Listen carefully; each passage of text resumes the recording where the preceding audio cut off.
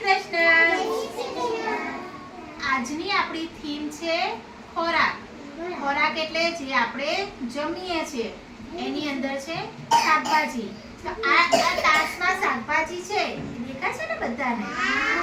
ચલો તો આ શું છે? રીંગણ. કોને કોને ભાવે? તમને ભાવે છે રીંગણ? રીંગણ ખાઈએ ને તો આપણા શરીરની અંદર આયર્ન મળે એટલે આપણા લોહીના ટકા બહુ સારા થાય. બરાબર? તે પછી આ શું છે? કોબીજ ભાવે બધાને? કોબીજ નું શાક બનાવે છે તમારા ઘરે મમ્મી? સરસ.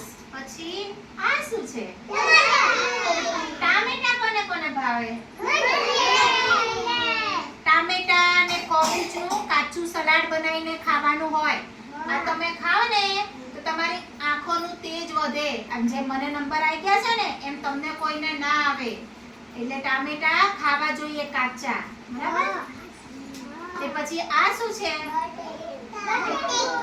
બટેકાનું શાક. કોને કોને ભાવે? પછી બટેકાના આલુ પરોઠા બનાવે છે. ભાવે છે ને તમને? મમ્મી બનાવે છે. હવે બટેકાની ચિપ્સ પણ, વેફર પણ બને છે.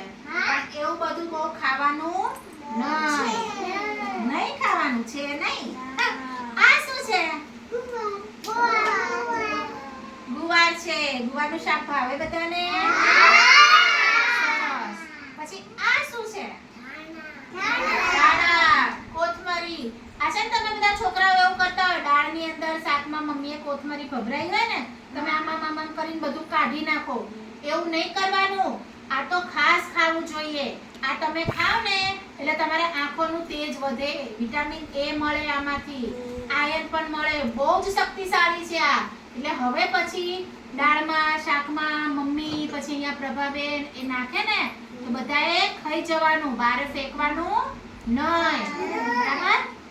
આ શું છે? આદુ. આદુ ક્યાં ક્યાં વપરાય છે ખબર છે તમારી મમ્મી? શેમાં નાખે આદુ? શાકમાં નાખે. પછી ચામાં. ચાની અંદર પણ નાખે ને. આદુ વાળી મસ્ત તીખી તીખી ચા બધાને બહુ ભાવે. એનાથી સ્ફૂર્તિ આવે શરીરમાં. પછી આ શું છે? લીંબુ. લીંબુનો રસ બહુ જ સારો. લીંબુ બધાએ ખાવું જોઈએ. દાળની અંદર નાખીને, શાકમાં નાખીને, લીંબુનો શરબત બનાવીને.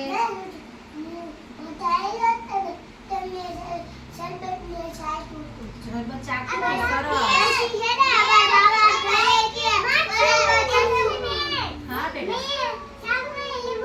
નાખ્યું તો સરસ. સરસ. ચલો આ જોયું. આ શું છે? મરચું. કેવું લાગે? તીખું. તો પણ મરચું ખાવું જોઈએ. દરેક શાકભાજી બધાએ ખાવાના. શાકભાજી હંમેશા સરસ. શાકભાજી હંમેશા ધોઈને પછી જ વાપરવા જોઈએ. સરસ. તો તમને બધા ખબર પડી? શાકભાજીમાં બધી શાકભાજી બધા શાક બધાએ ખાવાના